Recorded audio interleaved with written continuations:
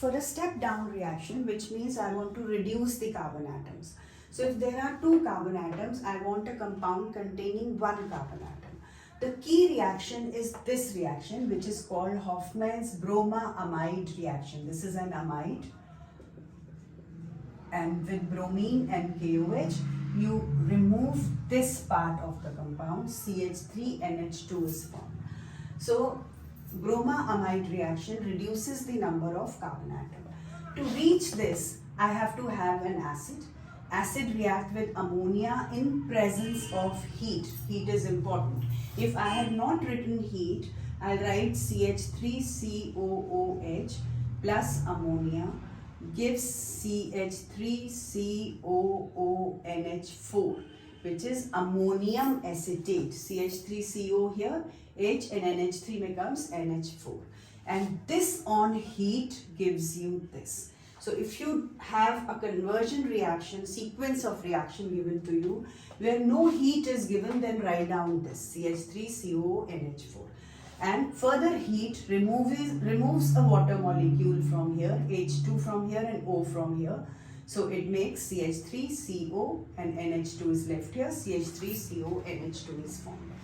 And Hoffman bromamide reaction removes this CO in the form of a carbonate.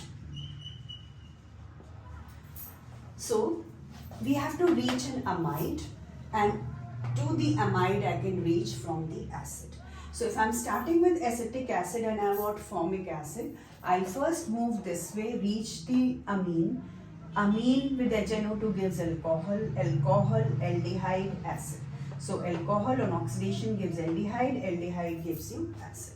Supposing I was saying convert ethanol into methanol. So this is ethanol, alcohol, aldehyde, acid. So I'll first change it into an aldehyde, which will be CH3CHO, because there are 2 carbon atoms here. I'm making an aldehyde containing 2 carbon atoms. So on oxidation, alcohol will change into an aldehyde. Aldehyde on further oxidation will change into an acid. Further reaction is the same. I can reach here. So any reaction, wherever you are starting from this, you can reach this point. You are starting from alcohol, you can reach the alcohol here. So the key reaction becomes Hoffman bromamide reaction. So Hoffman bromamide reaction actually is this reaction.